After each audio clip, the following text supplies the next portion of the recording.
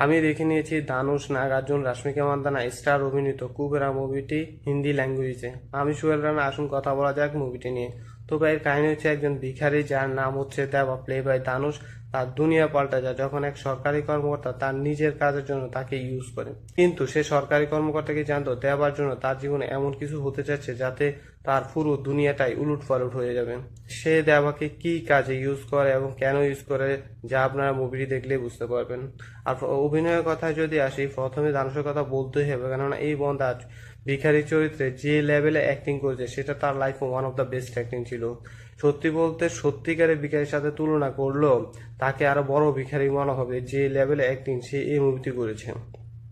আর এছাড়াও রাশ্মিকা মান্দানা, নাগার্জুন, তারাও তাদের ক্যারেক্টারটা খুবই ভালোভাবে প্লে করছে।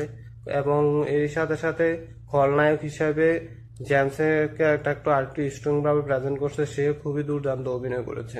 কিন্তু এই মুভি একটা সিনে যে কোটি কোটি কোটি কোটি টাকার কথা বলা হয়েছে, সেই টাকার কোনো সিকিউরিটি ছাড়া একটি রুমে রেখে দেওয়া হচ্ছে এবং দেবাকে খুব ইজিলি ওই টাকা নিয়ে এসে জ্যামসেরই বাড়ির সামনে রেখে ফেলে যায়। শুধুমাত্র ওই সিনটা একটু আনবিলিভেবল মনে হয়েছে। শুধুমাত্র সেই সিনটা এই মুভি থেকে বাদ দিলে পুরো মুভিটা আপনার স্টোরিটা খুবই ভালোভাবে প্রেজেন্ট করেন। কিন্তু এই মুভির সমস্যা হচ্ছে এর রানটা প্রায় 3 ঘন্টা 13 মিনিট, যা 3 বার খুললে একটা ওয়েব সিরিজ হয়ে যাবে। এর মানে এই নয় যে আপনাকে এই মুভিটা এঙ্গেজ করে রাখে না, এঙ্গেজ করে রাখে, চাইলে কিছু সিন কেটে কুটে আপনার 20-25 মিনিট আরো কমানো যেত। বাকি ওভারঅল বলতে গেলে এই মুভির আপনার সিনেমাটোগ্রাফি, ক্যারেক্টার ডেভেলপ এবং স্টোরি প্রেজেন্টেশন খুবই অসাধারণভাবে প্রেজেন্ট করে এই মুভি।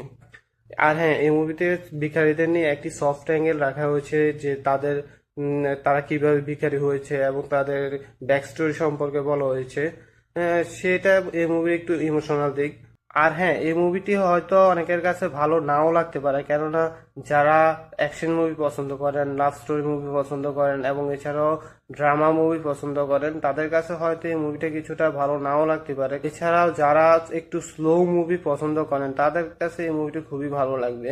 এর মানে এই নয় যে আপনারা দেখবেন না।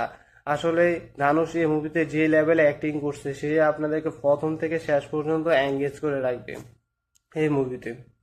ওভারঅল বলতে গেলে এই মুভিটা খুবই ভালো হয়েছে। আমি এই মুভিটাকে 5-এ 4 স্টার দেবো। আর আপনারা যদি দেখে থাকেন, আপনাদের থেকে কেমন লাগছে অবশ্যই জানাবেন। Good luck.